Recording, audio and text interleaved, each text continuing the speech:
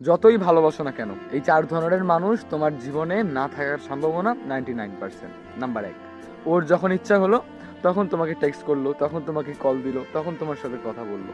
বা তোমার যখন ইচ্ছা হলো তখন তুমি তাকে নক দিলে, সে ডিরেক্ট বলে দিল ব্যস্ত আছি, এই কাজ করতেছি, ওই কাজ করতেছি, পরে নক দিব। আবার তার যখন ইচ্ছা হবে তখনই তোমাকে নক দিয়ে কথা বলতেছে।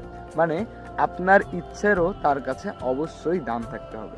দেখুন, আপনার ইচ্ছের যদি কোনো দাম না থাকে তাহলে সেই মানুষটা একটা না একটা সময় আপনাকে ছেড়ে যাবেই। মানে শুধু তার প্রয়োজনে সে তোমাকে নক দেয়, তার যখন ইচ্ছা হয় কথা বলার তখনই তোমাকে নক দেয়। বাট তোমার যখন ইচ্ছা হয় কথা বলার তখন তুমি তার দেখাই পাও না। তাকে টেক্সট দিলে নানান অজুহাত, ব্যস্ত আছি, এটা করতেছি, সেটা করতেছি, নানান অজুহাত।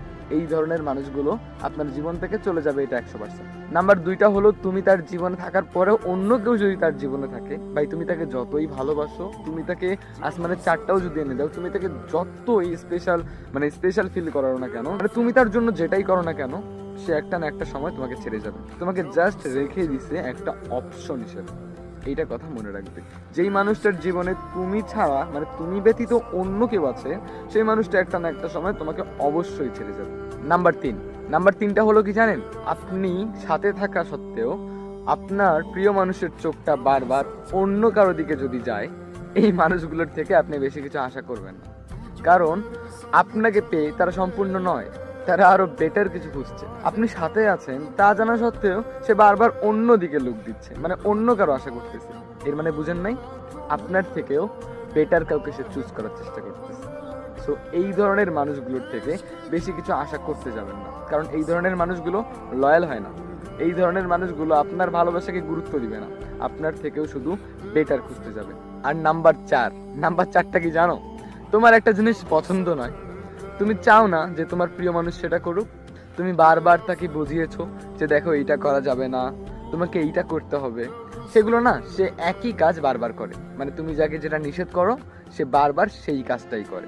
মানে তোমার যেটা পছন্দ নয় সে বারবার ওটাই করবে। দেখো, তুমি কষ্ট পেলে বা তুমি খুশি হলে বা তোমার মন খারাপ কিনা, এগুলোতে তার কোনো কিছুই যায় আসে না। সে অনুভব করতে পারে না, সে ফিল করতে পারে না। মানে কি বুঝো না? সে তোমাকে জাস্ট অপশন হিসেবে রেখে দিছে, অপশন। মানে তোমার কোনটাতে ভালো লাগছে, কোনটাতে ভালো লাগছে না, এগুলো তার দেখার বিষয় না।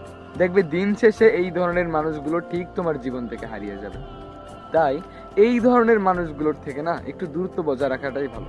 কারণ যে তোমার ফিলিংস বোঝে না, যে তোমার ভালোবাসা বুঝে না, যে তোমার আনন্দ, খুশি, কান্না, কেন কষ্ট পেলে এগুলো বুঝে না, সেই মানুষটার থেকে বেশি কিছু আশা করাটা আসলেই বোকামো।